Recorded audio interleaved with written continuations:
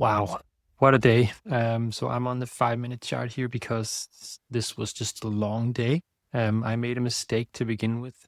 Honestly, a mistake because I didn't wait for the break of the opening range to play out.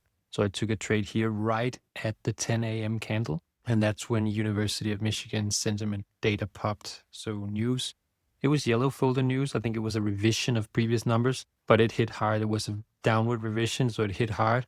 Took my full stop down here underneath opening range low, and I had my stop all the way underneath previous day's highs. So that was a big one, minus 400 on that. I kept a level head. This was basically a break of the opening range. We came back inside, crossed over the overnight VWAP, and came back above the New York VWAP, and this is where I entered actually.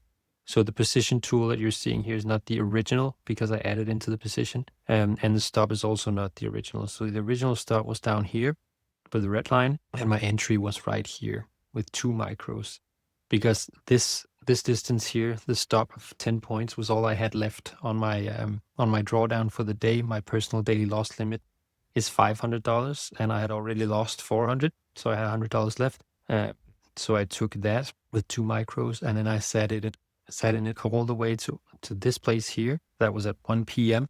and I was in from 11 a.m. And then I actually added another contract in because we broke above this anchored view up from the high here. Gave me some confidence that we were in it for higher highs. And there was some news here, some negative news that made it bounce on the New York VWAP, but I held. Even after this long, I mean, I'm in Denmark, right? So I had dinner while all this was going on. I had some alerts set if there were news because I didn't have a profit order sitting there. I didn't have a TP basically, so I was just waiting for price to crawl up above or towards the opening range high or above it. I got back at the desk right around this time here after dinner, and then positive news popped.